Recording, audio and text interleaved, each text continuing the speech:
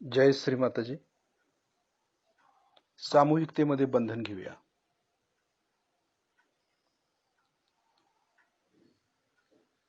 शिस्तीत बंधन घ्यायचंय.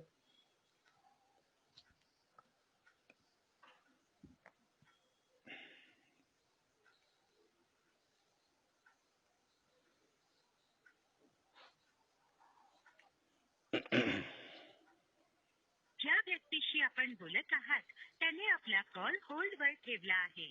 कृपया लाईनवर राहा. आप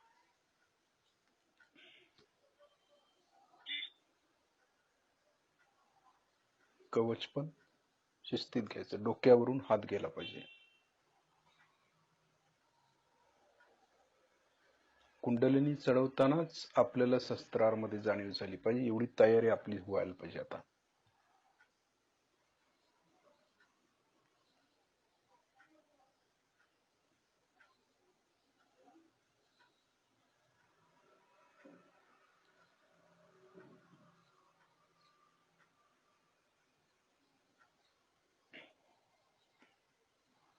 तर आपले दोन्ही हात श्रीमातांच्याकडे.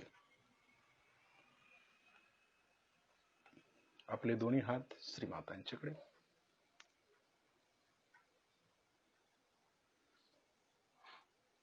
लक्ष दोन्ही हातांच्या बोटांच्या वरती बघायचंय आपण श्रीमाताईंना. श्रीमातांच्या डोळ्याकडे बघायचंय आपल्याला. सहज मध्ये भक्तिभाव, भक्तीनं बघायचं श्रीमाताईंना. की श्रीमातांनी बघितल्यानंतर आपले भक्तीचे भाव जागृत झाले पाहिजेत. म्हणजे श्रीमातांच्या वरती आपली भक्ती बसली पाहिजे.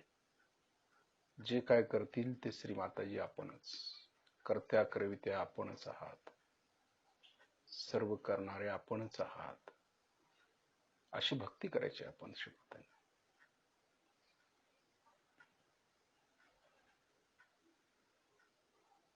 आम्हाला ज्या काही समस्या येत आहेत त्याच आपण दूर करता. आपणच आम्हाला सर्व संकटातून सोडवता. सर्व समस्येतून मुक्त करता. श्रीमाताजी आपणच आम्हाला ध्यानाच्या गहनतेमध्ये नेता. आमच्याकडून गहनतेचं ध्यान करवून घेता. भक्ती झाली श्रीमातांची असं बोलायचं आपण. श्रीमातांच्या भक्ती करायची. श्रीमातांच्याकडे बघत बघत करायचं. त्याचबरोबर लक्ष हाताच्या बोटांच्या वरती पण ठेवायचं. कारण श्रीमातांच्याकडनं जे चैतन्य येते ते आपल्या दोन्ही हाताच्या बोटामधून आतमध्ये घ्यायचंय आपल्याला. शोषून घ्यायचंय. श्रीमाताजी आपण साक्षात श्री आदिशक्ती आहात. श्रीमाताजी आपण साक्षात श्री सहस्त्रार स्वामिनी आहात. श्रीमाताजी आपण साक्षात श्री सदाशिव आहात.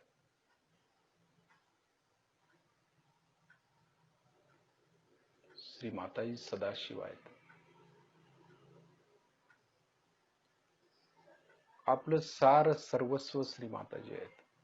ही भक्ती आहे. आपण श्रीमातांच्याकडे बघून त्यांची स्तुती करतोय की श्रीमाताजी आपणच सर्वस्व आहात. सगळं आमचं जे काय आहे ते सगळं तुमचंच आहे. तुम्हीच आमच्या हृदयामध्ये आहात. शिवस्वरूपात तुम्हीच आदिशक्ती आहात. तुम्हीच परमचैतन्य आहात. तुम्हीच सर्वस्व आहात.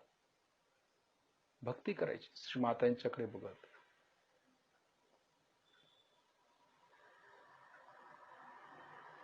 श्रीमातांचं आतापर्यंत केलेलं कार्य सगळं आठवायचं आपण. श्रीमातांनी किती प्रचंड कार्य केलेलं आहे ते सगळं आठवायचं.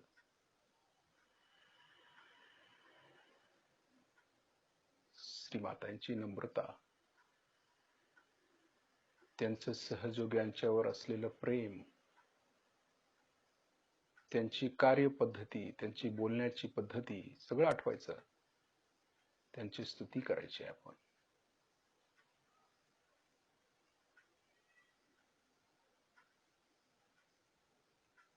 खेडोपाडी श्रीमाताजी गेल्या. प्रसंगी अनवाणी देखील चालत गेल्या. संपूर्ण भूमी चैतन्यमय केली श्रीमाताजीने. जगत जननी श्रीमाताजी आहेत. सगळ्या जगामध्ये फिरल्या, सर्वांचं कल्याण केलं श्रीमाताजीने. सर्वांची कुंडलिनी जागृत करून सर्वांचं भलं केलं.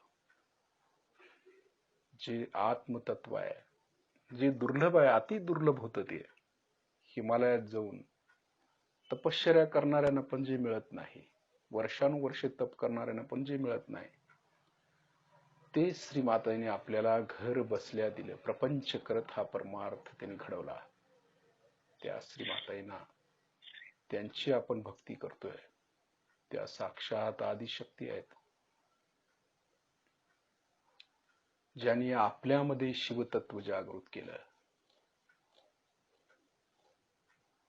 साधं सोपं गणित नाही आहे. शिवतत्व जागृत करायचं फार कठीण काम आहे. ते कठीण काम श्रीमाताजींनी सोपं केलं, कारण श्रीमाताजी आई स्वरूपात आहेत. त्यामुळं आपल्याला त्यांनी सहजमध्ये हे देऊन टाकलं. किती मोठं वरदान, किती त्याग, किती असं दानशूरपणा श्रीमातांच्याकडे आहे की त्यांनी दान करून टाकलं. काही नसताना, आपली पात्रता नसताना आपल्याला दिलं. अजूनही आपण प्रपंचात अडकतोय. श्रीमाताजी देतायत आणि आम्ही त्यातच अडकतोय, धसतोय खाली. श्रीमाताजींना आपण प्रार्थना करायची, श्रीमाताजी आम्हाला आपल्या चरणाशी ठेवा. आम्हाला श्री सदाशिवांच्या चरणाशी ठेवा, शिवशक्तीच्या चरणाशी ठेवा. आपणच आम्हाला तारणारे आहात. श्रीमातांच्याकडे बघत बघत आपण त्यांची भक्ती करतोय, स्तुती करतोय.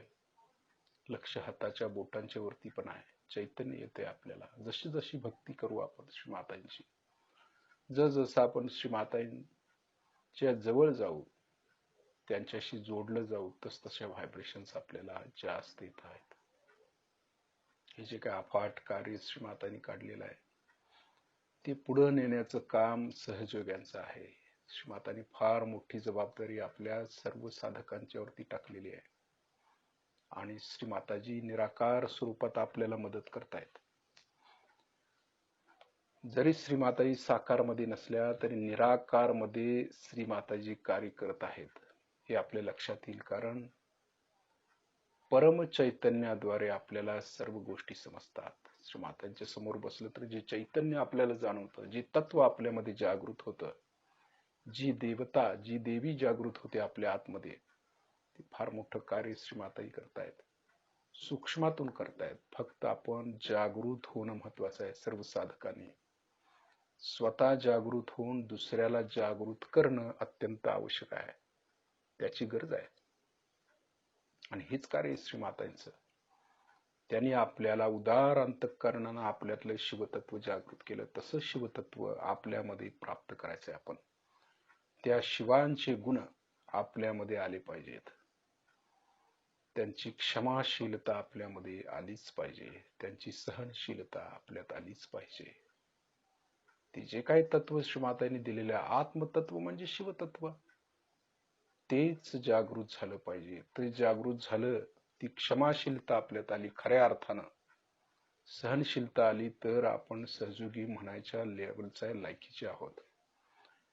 नाहीतर आपण सहयोगी म्हणून देखील घ्यायचं नाही स्वतःला.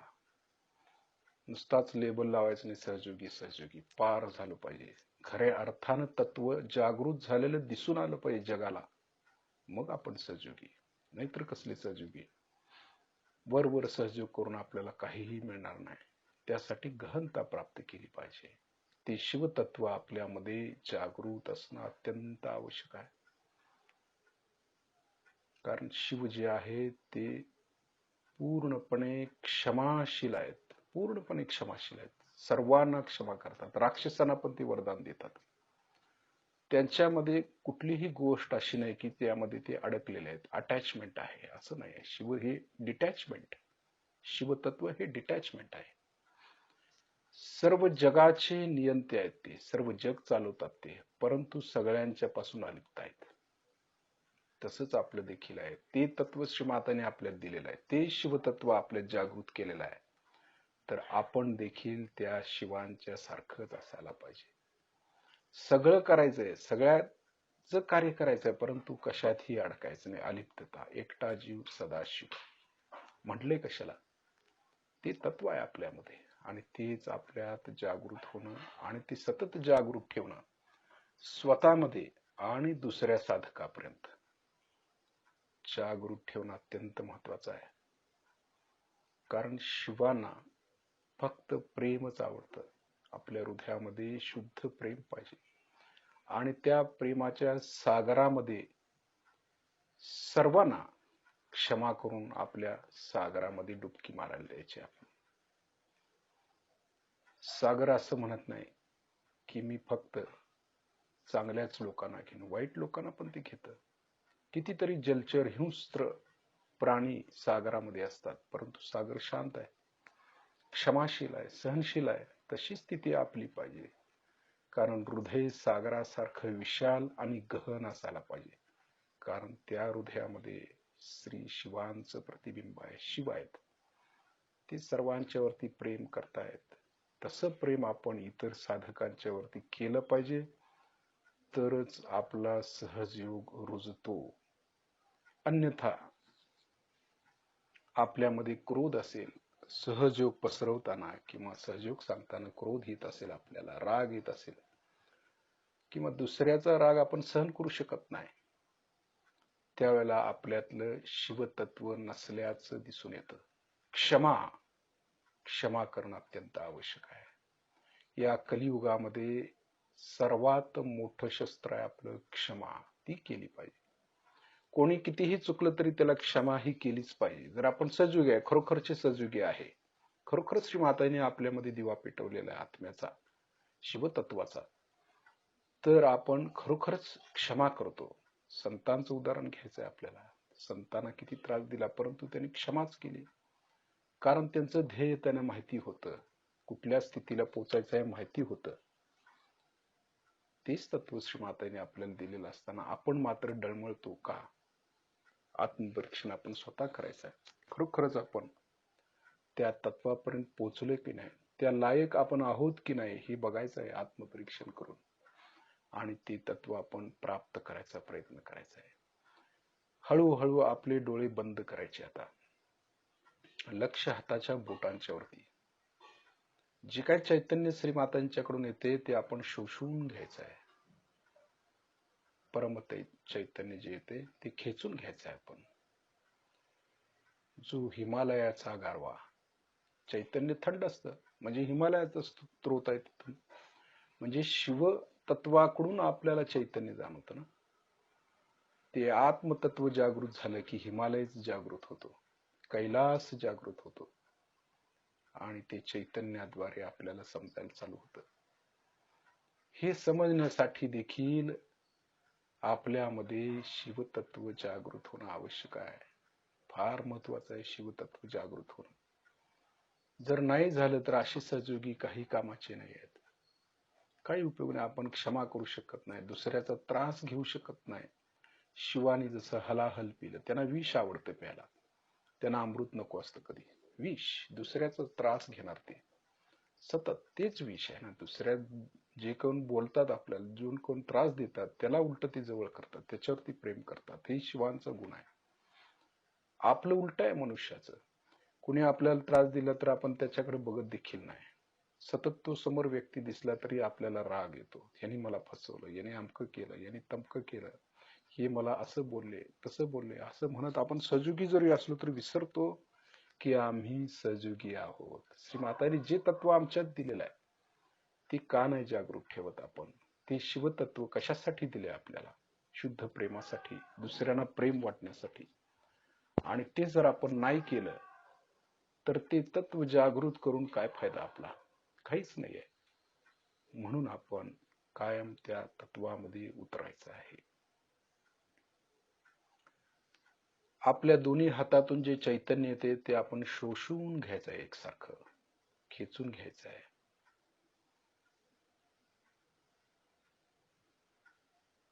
आपल्या उजवा हात हृदयावरती ठेवायचा आहे, जिथं आपल्या शिवांचं स्थान आहे. शिवतत्व आहे तिथे, आत्मतत्व आहे. श्री माताजी आपल्या परमकृपेत मी शुद्ध आत्मा आहे. कारण आत्मा शुद्धच असतो, तो कधी अपवित्र होत नाही. परंतु विचारांनी, आपल्या कर्माने आपल्याला असं वाटते की आपलं हृदय अशुद्ध झालेलं आहे. आपल्या आत्म्याच्या वरती अहंकाराचे ढग आलेले आहेत, अपवित्रतेचे ढग आलेले आहेत. असं आपलं ते ढग फक्त दूर करायचे आहेत. आत्मा चकाकत पुढे येईल. म्हणून म्हणायचं आहे, श्री माताजी आपल्या परमकृपेत मी शुद्ध आत्मा आहे, पवित्र आत्मा आहे, निर्मळ आत्मा आहे. मी हे शरीर नाही असं म्हटल्याबरोबर शरीराचं विस्मरण झालं पाहिजे आपल्याला. आता तसं ध्यान झालं पाहिजे आपल्याला, जसं बोलल्याबरोबर ती स्थिती प्राप्त झाली पाहिजे. शरीराला देखील विसरता आलं पाहिजे, फक्त लक्ष चैतन्याकडे. शरीर हे माध्यम आहे, जशी बोट आहेत, हात आहेत, तसं ते माध्यम आहे. आतमध्ये जे चैतन्य आहे तिकडे लक्ष पाहिजे, हाताकडे नको. आपण म्हणताना म्हणतो की हाताकडे लक्ष द्या, परंतु हातात असणाऱ्या चैतन्याकडे लक्ष द्या असं म्हणायला पाहिजे. म्हणजे खऱ्या अर्थानं आत्मा आपण पूर्णपणे विरघळलो म्हणायला पाहिजे. मग आत्मतत्वात पूर्णपणे विरघळलो तरच आपल्याला ती स्थिती येते, नाहीतर येत नाहीये. मग आपल्या हाताकडेच लक्ष जातं, डोक्या टाळूवरती लक्ष जातं, पण टाळूत असणाऱ्या जे चैतन्य वाहते तिकडे लक्ष पाहिजे. असं याचं गणित आहे. म्हणून शरीर हे माध्यम आहे, त्यातनं जे काही वाहतंय तिकडं आपलं लक्ष पाहिजे, चित्त पाहिजे. म्हणजे खरा कार्यभाग साधतो आपला. दृष्टी बदलायची आहे, म्हणजे दृष्टिकोन बदलला जातो आपोआपच. श्री माताजी आपल्या परमकृपेत मी शुद्ध आत्मा आहे, पवित्र आत्मा आहे. श्री माताजी आपल्या परमकृपेत आमच्यातील शिवतत्व जागृत करा. शिवांचं तत्व जागृत होणं महत्वाचं आहे. आता ते शुद्ध तत्व जे शिवतत्व आहे फार महत्वाचं आहे. आत्मतत्व आपण नुसता म्हणतो हात ठेवून की आमच्यातील शिवतत्व जागृत करा, त्यांचे गुण आमच्यामध्ये येऊ द्यात, परंतु एकही गुण आपल्यामध्ये दिसत नाही. आपण कुणाला सहजपणे क्षमाच करू शकत नाही. आपल्यामध्ये दांभिकता आहे, अहंकार आहे, सहजोगांच्या मध्ये भांडतो आपण. ही स्थिती आपली आहे. कसं वरती जाणार? ते शिवतत्व जे श्री माताईने आपल्याला दिलेलं आहे की ते शिव कायम ध्यानस्थ बसलेले आहेत, त्यांना सगळं दिसतंय की कोण काय करते. तसं आपली स्थिती पाहिजे, कोण काय करते, इकडे कोण काय, सगळं समजतं. परंतु आपण जर शांत राहिलो तर ते हातात घेतात बरोबर कार्य. आदिशक्ती बरोबर कार्य हातात घेते आणि ती करते सगळ्यांना ठीक. शिवांची शक्ती, आदिशक्ती, ती सर्व कार्य करत असते. शिव शांत आहे तितकेच ते क्रोधी आहेत. ती जर आदिशक्तीच्या विरोधात आपण कोण गेलो किंवा त्यांच्या विरोधात जर काय बोललो, कार्य घडलं, तर मात्र ते संतापतात. म्हणून त्यांना शांत ठेवायचं, कायम संतापू द्यायचं नाही. म्हणजे आपणही संतापायचं नाही. ते आदिशक्तीचं कार्य करतोय आपण हे विसरतो, ते तत्व आपल्यामध्ये जागृत आहे हे विसरतो. असं विसरता उपयोगाचं नाही. सतत जागृत ठेवायचं आहे आणि दुसऱ्याला, जगाला प्रेमच वाटायचं आहे. म्हणजे चैतन्य, व्हायब्रेशन्स, आईचा संदेश, शुद्ध प्रेम आपण सर्वांना द्यायचं आहे. आपला उजवा हात श्रीमातांच्याकडे करायचा आहे, डावा हात उजव्या अनाहत चक्रावर ठेवायचा.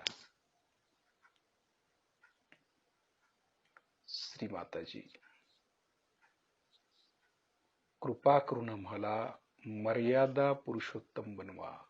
कारण हे रामाचं चक्र आहे. राम म्हणजे आत्माराम, आत्मतत्व म्हणजे आत्माराम. राम मर्यादा पुरुषोत्तम. रामानेच शिवलिंगाची स्थापना केलेली आहे. म्हणजे राम काय आणि शिव काय दोन्ही एकच आहेत. म्हणताना आपण म्हणतो की शिव वेगळे आणि राम वेगळे, पण दोन्ही एकच आहेत. दोघांनाही एकमेकाचा आदर केलेला आहे. त्यांनी कुणाचाच अनादर केलेला नाही. परंतु रामाचे भक्त वेगळे आणि शिवांचे भक्त वेगळे झाले. मनुष्याचं बुद्धी जी आहे ती वेगळ्याच प्रकारची आहे. कुठलेही अवतरण जरी घेतलं तरी त्याचे शिष्य वेगळे होतातच. हे समजत नाही की तो त्या परमात्म्याचाच अंश आहे, हेच लक्षात येत नाही आपल्या. आणि त्यामुळं आपली चक्र देखील त्यामुळेच पकडतात. आपण वेगळं वेगळं समजतो. शिव वेगळे आहेत, राम वेगळे आहेत, कृष्ण वेगळे आहेत, जीसस वेगळे आहेत. हे सगळं वेगवेगळं समजल्यामुळे पकडी पण भरपूर येतात. जातीयता आपल्यामध्ये जास्त वाढते. ती होऊ नये यासाठी आत्म्यामध्ये सर्व सामावून घेता आलं पाहिजे. सर्व सर्व गोष्टी, सर्व दुःख, सर्व आजारपण, जे काय दुष्ट आहे, जे काय वाईट आहे, जे काय निगेटिव्ह आहे, ते देखील घेऊन आपण ते शांत केलं पाहिजे. ते शिवतत्व, ते आत्मतत्व, ते विष आहे, ते पचवता आलं पाहिजे. ते शिवांचं तत्व आहे. हे फार मोठं तत्व आहे, परंतु आपल्याला ते कळत नाही. ते कसं श्रीमातांनी जागृत केलंय. फक्त आपल्याला पात्रता नसताना दिल्यामुळे काही समजत नाही. ती पात्रता, त्या पात्रतेचं होण्याचा प्रयत्न आपण केला पाहिजे की ती शिवतत्व कसं आपल्यामध्ये भिनवता येईल, रक्तामध्ये कसं आपण एकमेकाला ठीक ठेवू शकतो, कसं एकमेकावरती प्रेम करायचं, हे समजणं आवश्यक आहे. ही नुसता तत्व जागृत जरी झालं तरी आपल्यामधून ते बाहेर पडायला चालू होतं. श्री माताजी, आपल्या परमकृपेत आमच्यातील रामाचे तत्व, सीतेचे तत्व जागृत करा. श्री माताजी, आपण साक्षात श्री आत्माराम आहात. हे दोन्ही एकच आहेत. शिव आणि राम एकच आहेत. विष्णू उच्च स्थिती आणि शिव शांत आडवं, असा क्रॉस तयार होतो. आपला डावा हात परत श्रीमातांच्याकडे करायचा आहे. आता उजव्या हाताचा तळवा आपल्या डोक्याच्या टाळूवर दाबून धरायचा आहे. हात दाबून शिस्तीत फिरवायचा आहे. श्रीमाताजी, आपण साक्षात श्री सहस्त्रार स्वामिनी आहात. कृपा करून आमच्या सहस्त्रार चक्रामध्ये विराजमान व्हा. हात दाबून शिस्तीत फिरवायचा. ज्या ठिकाणी हात फिरवतोय त्या ठिकाणी लक्ष केंद्रित करायचं आपलं आणि भक्तीनं म्हणायचं आहे, श्री माताजी, आपण साक्षात श्री शिवशक्ती आहात.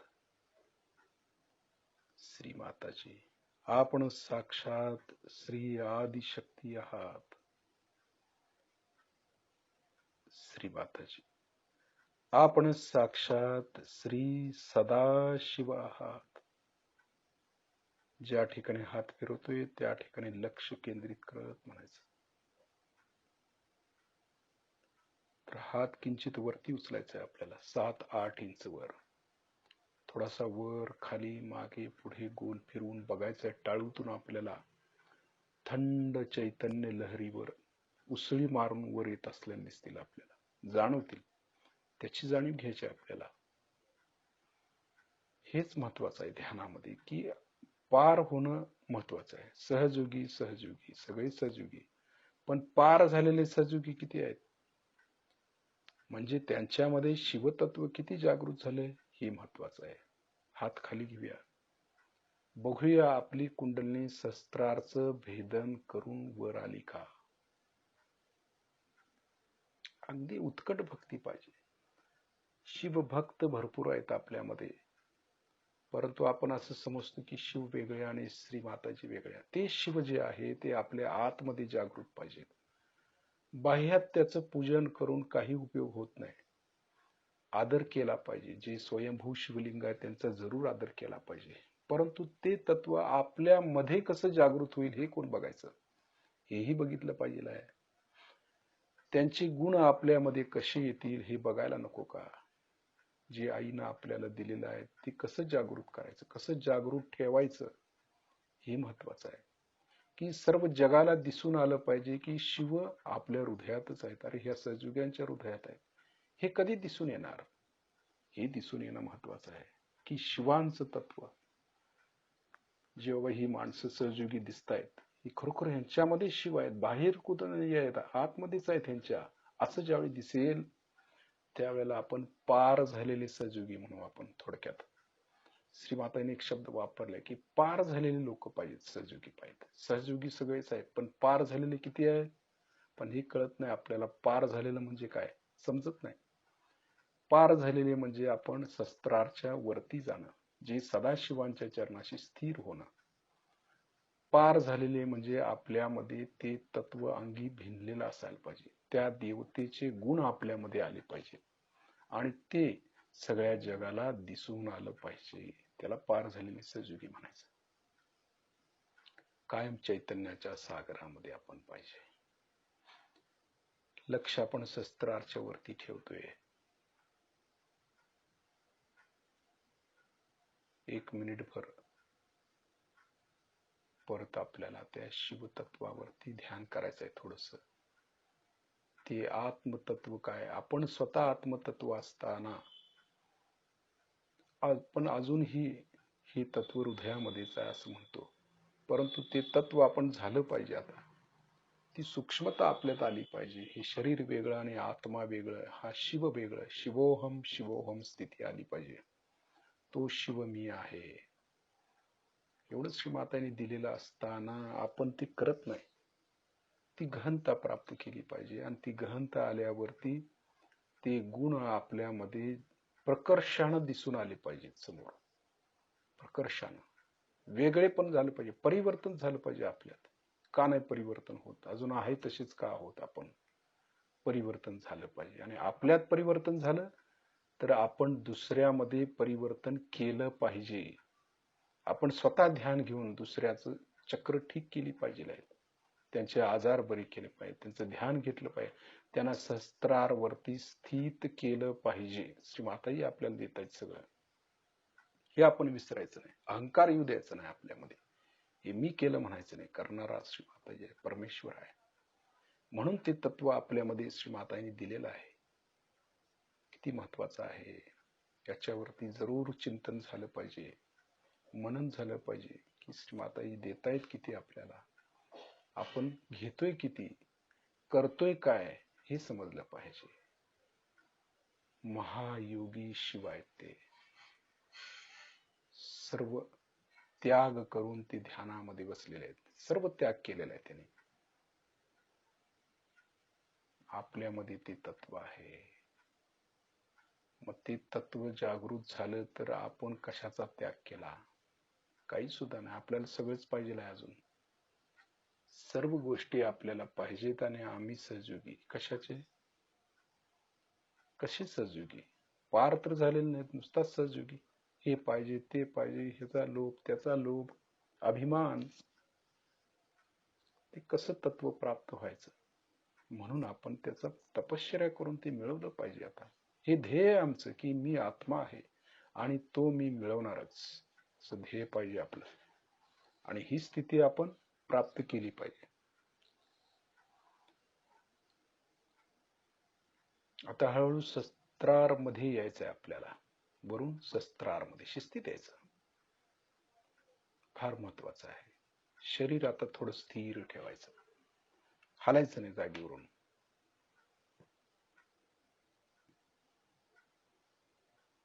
पूर्ण लक्ष शस्त्रार आणि त्याच्या भोवतानी. ब्रह्मरंध्र, ब्रह्मरंध्र आणि त्याच्या भोवतानी.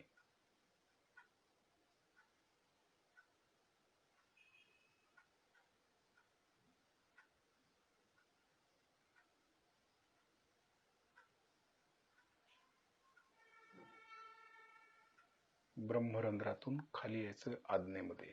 गार जाणवलं पाहिजे आपल्याला, गारवा. नुसता जाणवणं वेगळं आणि गारवा जाणवणं वेगळं, फरक आहे त्याच्यामध्ये. व्हायब्रेशन मध्ये फरक किती आहे त्याची सूक्ष्मता कळते आपल्याला. चित्त दिलं ना त्याची सूक्ष्मता पण समजते. गरम येतं, गार येतं, कोमट येतं किंवा टोचल्यासारखं होतं. अगदी वेगवेगळ्या प्रकारची जाणीव आहे त्याच्या. ही जाणीव का होते ते देखील आपल्याला हळूहळू समजेल.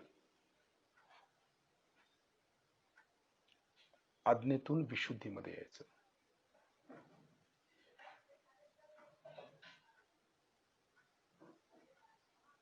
विशुद्धीतून आता हृदयामध्ये, आपल्या हृदयामध्ये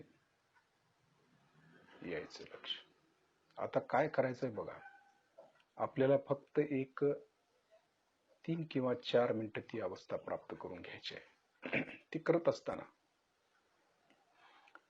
आपलं शरीर स्थिर करायचं, हलवायचं नाही.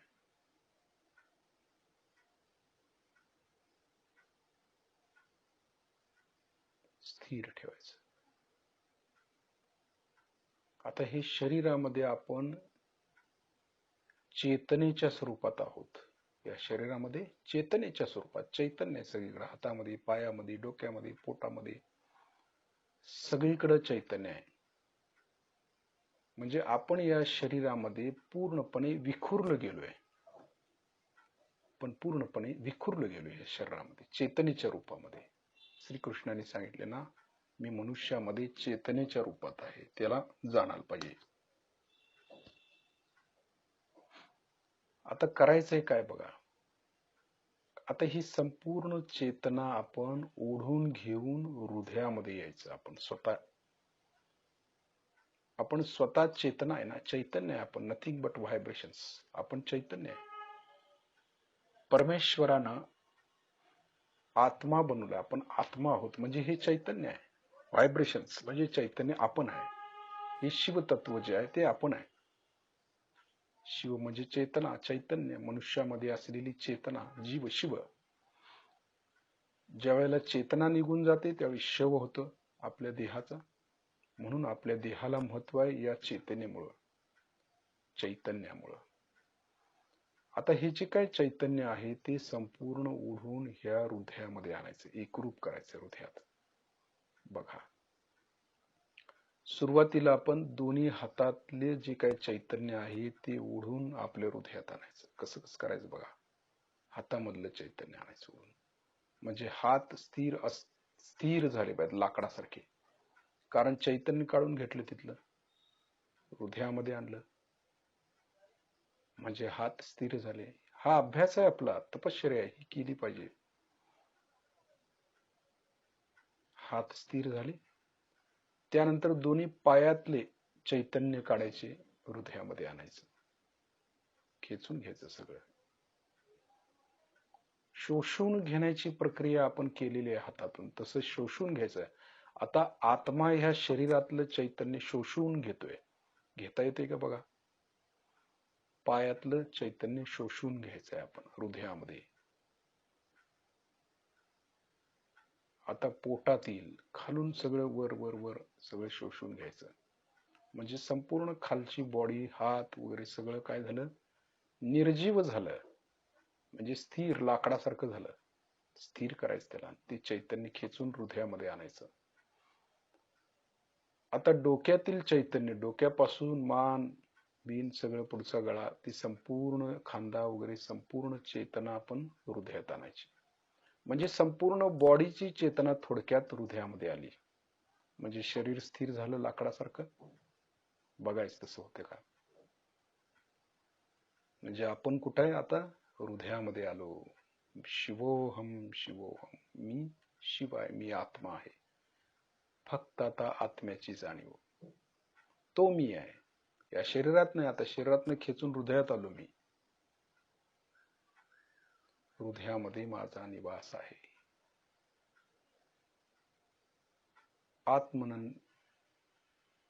आत्मोन्नती, आत्म्याची स्थिती शिवासारखी. शिव कायम ध्यानस्थ बसले, जरा तरी हलतात का ते? तशी स्थिती आपली पाहिजे, म्हणजे ते तत्व कळतं. 1-2 ते 3 मिनिटं तशी स्थिती करायची आपली. शरीर लाकडासारखं आणि फक्त हृदयामध्ये जी धडधड होते तिथं आपण आलोय. म्हणून धडधडतं ना, त्याला काही स्थिर करता येत नाही, त्याला थांबवता येत नाही, कारण ते परमात्म्याच्या हातात आहे. कारण तिथं आपण स्वतः आहोत. सगळी चेतना ओढून आपण हृदयामध्ये आलोय. ते शिवतत्व आपल्यात आलेलं आहे. ते आत्मतत्व म्हणजे मी आहे. मग म्हणू शकतो शिवोहम शिवोहम. काही नाही, आत्म्याचं ध्यान, त्याचं ध्यान. चेतना ओढून घेतली आपण सगळी. एकसारखी चेतना ओढल्यामुळं शरीर स्थिर. लाकूड हा देह नाहीतर एक दिवस सुटायचाच आहे, सोडायचा आहे. परंतु तसंच न सोडता आपण ही प्रॅक्टिस, ही तपश्चर्या आपली, की मी आत्मा आहे हे कधी कळायचं, हे समजलं पाहिजे. आणि ही तपश्चर्या करायची आपल्याला, की मी खरोखरच आत्मा झालो. आता हे शरीर वेगळं झालं आणि मी आत्मा आहे. तू हृदयात आहे. मी बसलोय, माझं राहायचं घर हृदयामध्ये आहे. बसायची जागा सहस्त्रारमध्ये आहे, परंतु राहायची जागा हृदयामध्ये आहे. आणि ज्या वेळेला आपण हृदयातून सहस्त्रारमधून जातो त्यावेळी मुक्त झालो. सजोग्यांची स्थिती तशीच आहे. नाकातून, डोळ्यातून, कानातून कुठून जात नाही आपण, तोंडातून वगैरे, सहस्त्रारमधून जातो. ब्रह्मरंध्र. कशासाठी श्रीमातांनी ते दाखवले आपल्याला मार्ग? हृदयातून आपण सहस्त्रारमध्ये येतो.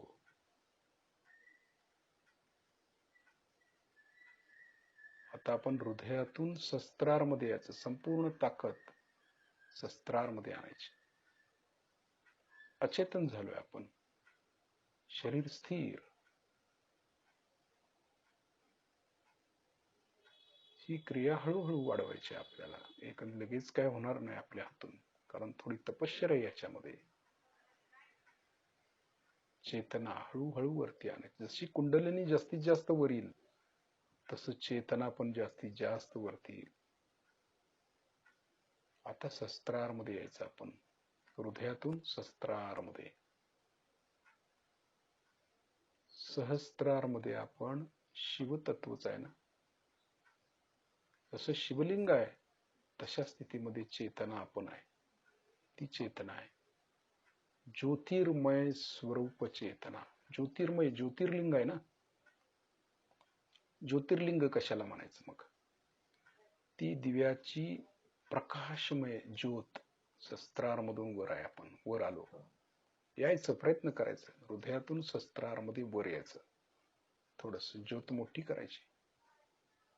ती थंड ज्योत आहे, थंड ज्योत आहे. तो मी आहे. शरीर आपल्याला किती स्थिर ठेवायला पाहिजे हे आपण ठरवायचं. आता आत्म्याला जाणायचं तर शरीर स्थिरच ठेवलं पाहिजे ना, तर हे कळेल. नाहीतर 100 वेळा हालचाल करणाऱ्या माणसाला तो कधीच आत्मतत्वापर्यंत पोहोचू शकत नाही. हे महत्वाचं आहे. खोटं काही चालत नाही सजयोगात. 100 वेळा हालचाल करणारी माणसं आहेत सजयोगामध्ये. इकडे बघतात, तिकडे बघतात, हात पाय हलवतात, आणि आम्ही सहयोगी सहस्त्रारमध्ये ध्यान करतो. कशाचं?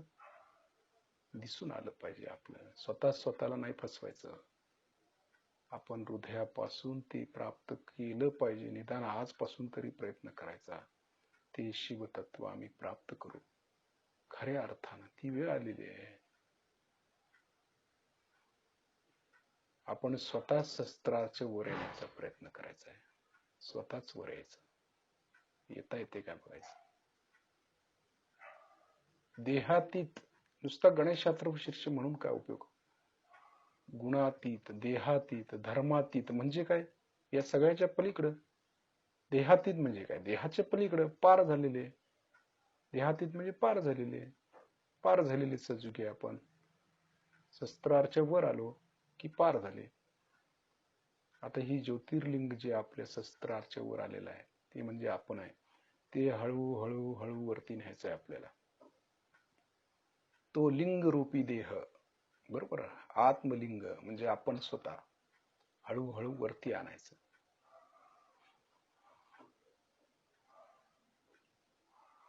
हळूहळू वर आणायचं. काही वेळेला पुन्हा खाली येईल, पुन्हा वर राहायचं. ही तपश्चर्या आहे. एकाच वेळेला ते काही जमणार नाही आपल्याला, परंतु प्रयत्न तरी करायचा आहे आपला. आपल्याला दिशा तर मिळाली, आपण काय केलं पाहिजे हे तरी कळलं, हे महत्वाचं आहे. हळू हळू हळू ती ज्योतिर्मय लिंग वरती आणायचं, आकाश तत्वापर्यंत घेऊन जायचं, तिला स्थिर करायचं वरती. ज्योतिर्मय स्वरूपातच ध्यान करायचं. शिव कायम ध्यानस्थ आहेत ना, तसं ध्यानस्थ बसायचं, हलायचं नाही. फारच पाय दुखत असेल, थोडं हलवायचं, पुन्हा बसायचं. ही तपश्चर्या लगेच जमणार नाही, परंतु प्रयत्न केलात तर मात्र 100% जमेल. प्रयत्न करायचा. हातातील व्हायब्रेशन्स पण आपण बघू शकतो कुठल्या प्रकारचे आहेत ते. लक्ष पूर्णपणे शस्त्राच्या वर ठेवायचं. आता लिंग स्वरूपात ठेवायचं, ज्योतिर्लिंग स्वरूपात. दिवा जसं तेवतो ना, तसं तेवत लक्ष केंद्रित. अग्नितत्व, अग्नितत्वात लक्ष आहे आपलं. आता तेज तत्वात गेलो ना, एक 10 ते 12 मिनिट आपण त्या अवस्थेत बसायचं आहे, ज्योतिर्लिंग स्वरूपात.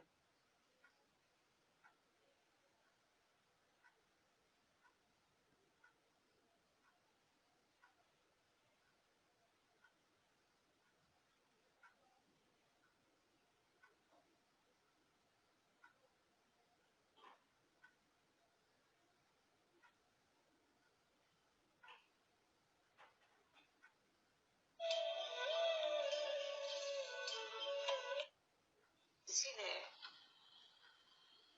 कुछ ऐसा भी काम किया है जो नहीं करना चाहिए, उसे भी माफ कर दीजिए, क्योंकि कल ऐसा अगर आप काम करें, आप करें, बस्ती में उसका नाम हो गया गुस्से वाला, ये गुस्सेला है।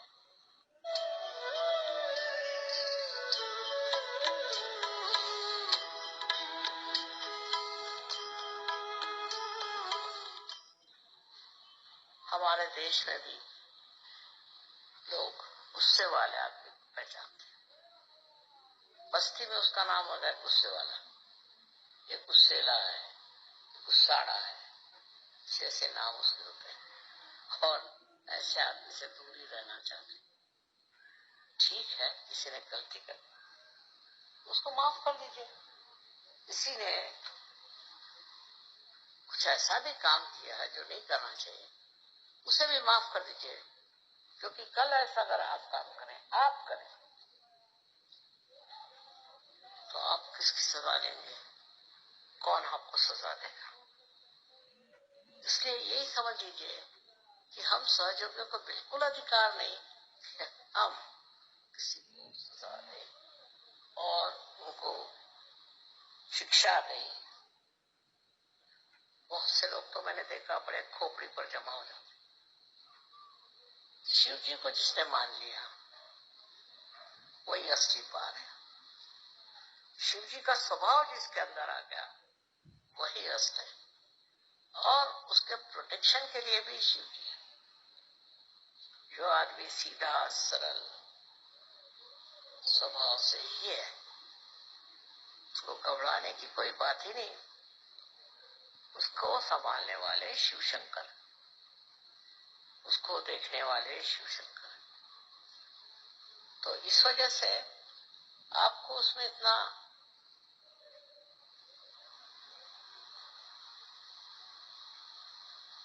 प्रश्न क्या है? क्यों आप किसी से नाराज हो? अजीब अजीब बातें। कोई साहब कहने लगे कि साहब मैं तो बहुत नाराज हूँ इस आदमी से। मैंने कहा क्या हुआ भाई? कहले इन्होंने हमारे बाप का सब पैसा ले लिया और हमको कुछ नहीं मिला। तो मैंने ये तो आपके बाप का देखना था, आपको पैसा ले लिया तो ले लिया, आप क्यों भी कर रहे हो? कहने इसने कहना चाहिए था किसको कि हमारा पैसा आप दे दीजिए। आप दे देते, आप ऐसा काम करते क्या? फिर आप क्यों चाहते हैं कि वो दूसरा आदमी जो है वो कह दे कि इसको इतना काम पैसा दे दीजिए? सारी अच्छाई आप दूसरों से उम्मीद रखते हैं, सारी बुराई जो है उसको आप माफ ही नहीं कर सकते, और जो कोई करता है तो उसके लिए आप सोचते हैं कि इसका तो सर्वनाश होना चाहिए। जब तक मनुष्य पार नहीं होता तब तक वो ये भी नहीं देख सकता कि वो क्या है अंदर, इंसान है कि जानवर है, ये भी नहीं समझ सकता। मैं कहूंगी कि जानवर भी बेकार में कभी नाराज नहीं होता, अनलेस उसको छेड़े नहीं, वो बेकार में उगलते नहीं रहते। उसमें शिव जी का अंग काफी, पर मनुष्य में कोई मनुष्य में तो ये पूरी तरह से नष्ट हो चुका। वो तो सोचते हैं कि हजारों लोगों को नष्ट करने का हमको अधिकार है। एक कोई हिटलर साहब हो गए, उन्होंने न जाने कितने लोगों को मार डाला, वो एक छोटा सा बच्चा तो नहीं पैदा कर सके और इतने लोगों को उन्होंने मार डाला। क्या सोच कर, अपने को वो क्या सोचते थे? और उन जिन लोगों को मारा है उनकी फैमिलीज नष्ट हो गई, उनको माने सारे देश खराब हो गए, तो वो अपने को क्या समझते थे? लाट साहब इस प्रकार के दो चार तो निकलते ही हैं, पर आपको तो इनका उदाहरण नहीं लेना चाहिए। आपके लिए ठीक है, आप सहयोगी हैं, इसलिए आपको क्षमा करना चाहिए। बड़े तबीयत के जो लोग होते हैं वो क्षमा करते हैं, क्योंकि क्षमाशीलता बहुत जबरदस्त होती है, और यही बात है हमारे शिव शंकर की। इसीलिए उनको सबसे ऊंचा भगवान मानते। स्वयं के लिए उनको कुछ नहीं चाहिए, कुछ भी कपड़े पहन लेंगे, नहीं तो बदन में राख लगा लेंगे, कैसी भी स्थिति हो रह लेंगे, उनको कोई चीज की जरूरत नहीं। पर अगर कोई आदमी किसी के साथ बहुत ज्यादती करता है तो अंत में वही उसका नाश करते। जितनी क्षमा की शक्ति उनमें है उतनी ही उनमें नष्ट करने की शक्ति। इसका कारण क्या है? कारण ये है कि मनुष्य उनको देखकर ये समझते कि अगर आप किसी के साथ बहुत ज्यादती करें तो आपका ठिकाना हो जाएगा। अब ये सब लोग गए कहाँ? बड़े बड़े आए थे रथी महारथी, इन्होंने इतने धंधे करे और ये गएगा। इनका बड़ा नाम था, बहुतों को मारा, बहुतों को खत्म किया, बहुत से देश के देश खत्म कर दिए। आज वो है कहाँ? उनका कोई फोटो भी नहीं लगाता, उनका पुतला तो खड़ा करना छोड़ दीजिए, उनकी शक्ल नहीं देखने जाते। इस तरह का चरित्र आपको अपना नहीं बनाना चाहिए। थोड़ी देर ये समझ लीजिए कि आपके नाराज स्वभाव से हो सकता है कि लोग आपसे डरें और डर के मारे बहुत से काम करें, पर जो काम डर के साथ होता है उसमें क्या मजा है, उसमें क्या विशेषता है? एक सोचने की बात है कि आपने कितने लोग दुनिया में जोड़े हैं और कितने लोगों को नष्ट कर दिया, कितने लोगों से झगड़ा हो गया। कोई लोग होते हैं उनका तो धर्म है झगड़ा करना, उठे बैठे झगड़ा करना। कोई तो भी उनके अंदर एक लालसा होती है, सवेरे से झगड़ा हुआ, दिन में उससे झगड़ा हुआ, शाम को उससे झगड़ा हुआ। ऐसा स्वभाव जिस आदमी का हो जाए उसे तो लोग भागते हैं।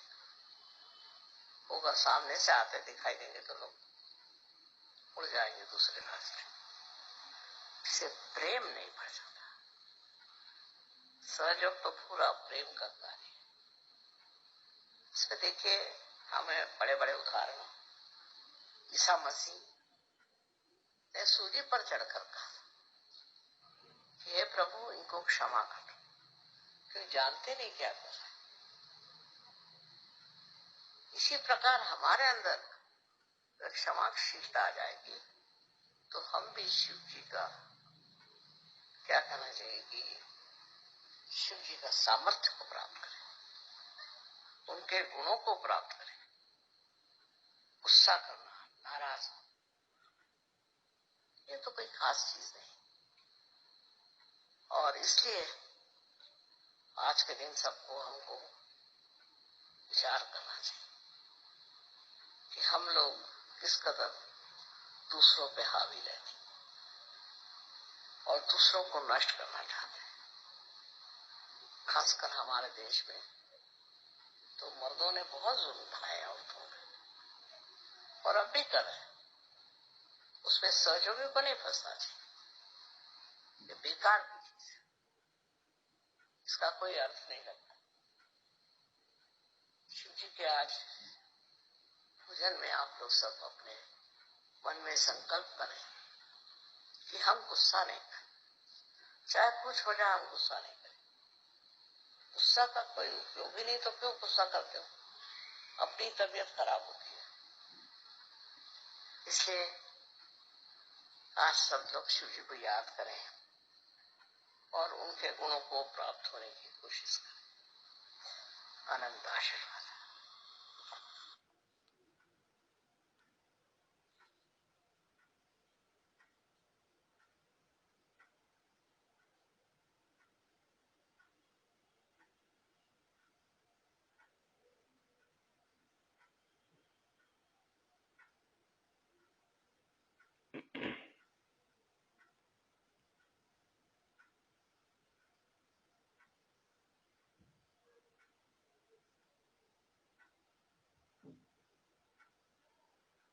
पूर्ण लक्ष शस्त्राच्या वरती आहे. आपल्या संपूर्ण हाता पायाची, डोक्याची, पोटाची संपूर्ण चेतना आपण शस्त्रारमधून वर घेतलेली आहे. 1-2 मिनिटं आपण तशी स्थिती करायची, बघायची. आपण पुन्हा शरीर स्थिर राहून ती जी काही चेतना आहे ती आपण शस्त्रारमधून वर काढून वरती न्यायची आहे. तसं 1-2 मिनिटं प्रयास करायचा आहे. येते काय बघायचं. शरीर स्थिर ठेवून करायचं ते. निदान 2 मिनिटं तरी शरीर स्थिर राहून संपूर्ण चेतना वरती आणायची, शस्त्राच्या वर. चित्ताबरोबर त्याला वर आणायची चेतना. त्याबरोबर आपण वर येतो. ती शिवस्थिती, देहातीत, गुणातीत, धर्मातीत, कालातीत.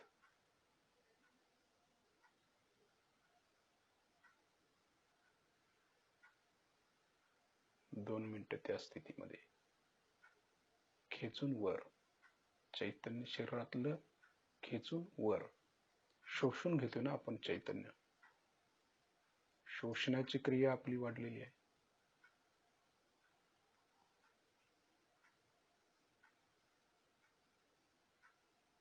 म्हणजे देह वेगळा, चैतन्य, आपण आत्मा स्वरूप चैतन्य वेगळं, हे कळावं यासाठी.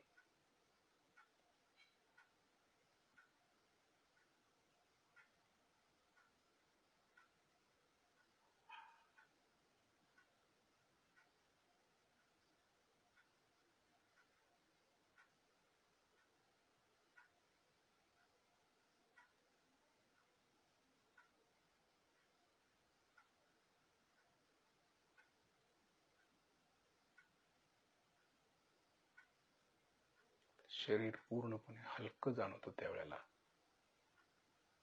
स्थिती अशी आहे की शरीर नसल्यासारखं आणि हलकं, पूर्ण हलकं होतं, हवेसारखं. वायू तत्वात जातो ना आपण, शरीरही हलकं होऊन जातं, फुलासारखं हलकं होतं. ते वजन राहत नाही.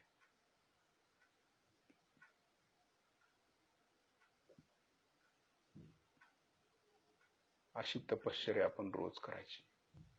थोडं का वेळ होईना ही तपश्चर्या करायची. तर वरून खाली परत यायचं आपल्याला, संपूर्ण देहामध्ये परत पसरून जायचं आहे. बघायचं कसं कसं जाणवतं ते. हे वरून चैतन्य घ्यायचंय सहस्त्रार मधून सगळीकडे, हाता पायात डोक्यात जिथे जिथे घेतले संपूर्ण चेतनामय करून टाकायचं. देहाला काय फरक पडतोय ते बघायचं. ज्यावेळी आपण देहातून वर गेलो, आता देहामध्ये आलो, काय फरक पडतोय आपण अनुभव घ्यायचा. म्हणजे आपण कोण आहे हे आपल्या लक्षात येईल.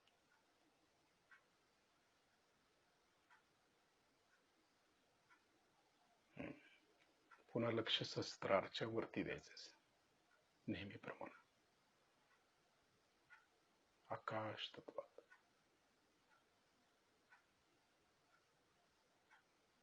आपल्या व्हायब्रेशन्स बघायच्या, चैतन्य कशा प्रकारे येते. पहिल्यापासून आपलं लक्ष चैतन्याकडेच होतं आणि ध्यानानंतर आणि ध्यानाच्या अगोदर, ध्यान चालू असताना व्हायब्रेशन्स कशा असतात, इकडे लक्ष सतत पाहिजे आपलं. नुसताच हात आपण ठेवलेले नाही आहेत, तर ते चॅनल्स आहेत, त्याच्यावर कळलं पाहिजे आपल्याला आपली स्थिती काय आहे, कुठल्या स्थितीत आलो आपण, काय करतोय, हे व्हायब्रेशन्स वरती समजतं आपल्या. आता हळूहळू आपले डोळे उघडायचे, लक्ष मात्र वरती श्रीमातांना बघायचं, श्रीमातांच्या डोळ्यात बघायचं. पहिला जशी स्थिती होती तशी लक्ष व्हायब्रेशन्स कडे आणि सहस्त्रारच्या वर. श्रीमातांच्याकडे बघत आपण जे ध्यान केलं त्याचं सारांश बघायचं की संपूर्ण चेतना आपण उचलून सहस्त्रारच्या वर नेली. तसं श्रीमातांच्याकडे बघत करता येते का बघायचं, एक क्षणभर प्रयत्न करायचं. संपूर्ण चेतना आपण वर आली का, नेता येते का, हा अभ्यास. तसंच व्हायब्रेशन्स वाढल्या का लगेच आणि बघायचं खरोखर चेतना आपण वरती नेलो, आत्मा वरती आला तर व्हायब्रेशन्स मध्ये फरक पडतो, आपल्या चेतनेमध्ये फरक पडतो. चालती बोलती समाधी अवस्था श्रीमाताईंनी दिली, फार मोठी कामगिरी आहे ती. श्रीमाताईंनी दिलेली शक्ती आहे ती. किती मोठं वरदान श्रीमाताईंनी आपल्याला दिलेलं आहे सहजयोग्यानं, की सहज समाधी लाव, सहज मध्ये सहज मिळते. त्याची किंमत आपण ओळखली पाहिजे आणि ती ठेवा जो आहे तो सतत आपल्या जवळ ठेवला पाहिजे आणि तो ठेवा आता दुसऱ्याला पण देता आला पाहिजे आपल्याला. श्रीमातांना आपण नमस्कार करूया. श्रीमातांचे खरोखरच हृदयापासून आभार मानूया. श्रीमाताजी आपल्या चरणाशी कोटी कोटी प्रणाम, कोटी कोटी प्रणाम. पुन्हा एकदा आपण शिस्तीत बंधन घेऊया. आपल्या हातामध्ये चैतन्य आहे, चैतन्याकडे लक्ष. चैतन्य आपण गुंफत गुंफत गुंफत वरती नेऊन त्या चैतन्याची गाठ मारतोय. लक्ष हाताकडे नाही, चैतन्याकडे. हात फिरवतोय मात्र चैतन्याकडे लक्ष. दृष्टी बदलली, अंतरात्म्यात गेली की दृष्टी बदलते, आत्म्याजवळ गेलो की दृष्टी बदलते. चैतन्यमय होऊन जातं सगळं.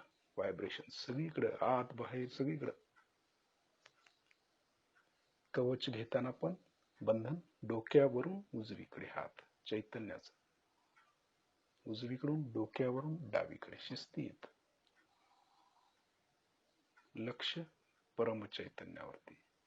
जसं हात जाईल तसं चैतन्य इकडनं तिकडं, तिकडनं इकडं त्याचं कवच घेतोय, ते मजबूत करतोय आपण कवच, की ते भेदून कुठलीही निगेटिव्हिटी आत येता उपयोगाची नाही. किती महत्वाचं आहे. फक्त हे हृदयापासून करणं आवश्यक आहे. आपण जे काय करू ते चैतन्य असायला पाहिजे, तर त्याचा उपयोग आहे. आपण जे सहयोगामध्ये करू त्याला व्हायब्रेशन्स आल्या पाहिजेत, मग ते मान्य झालं. कारण ते श्रीमातांच्याकडनं येतं, आपल्या आईकडनं येतं, ते म्हणून मान्य होतं ते.